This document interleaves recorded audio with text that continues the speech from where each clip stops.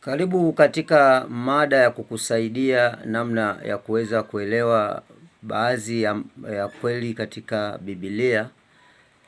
Biblia ya Agano la Kale, kitabu cha Agano la Kale kilikuwa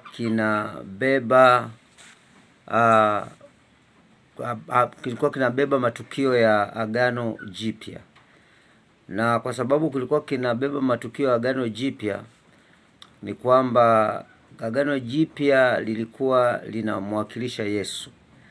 Kwa katika Agano la Kale, watu wa Agano la Kale walimuona Yesu kwa mifano.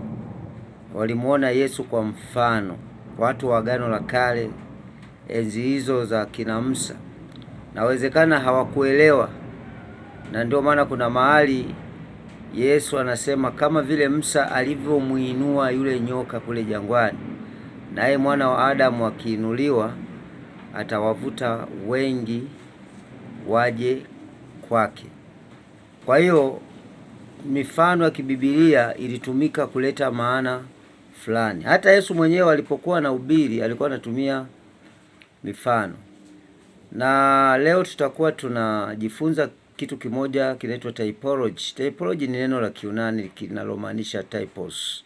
Maana yake ni mafumbo au vielelezo ambavyo Mungu ametumia kama kweli kwa ajili ya kuleta maana ya kitu fulani.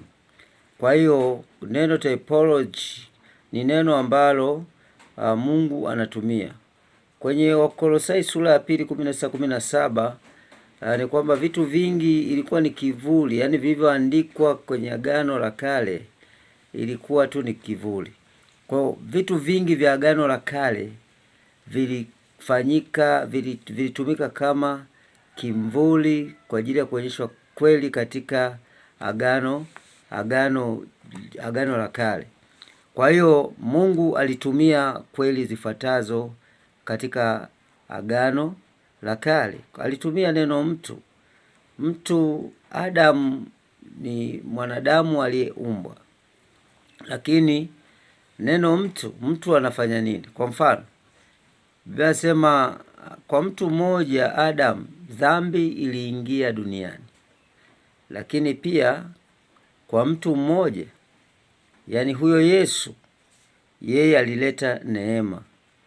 Kwenye Warumi hiyo 5:14, Mungu anatumia mfano wa Adamu kuwakilisha Adamu alipokuwepo duniani.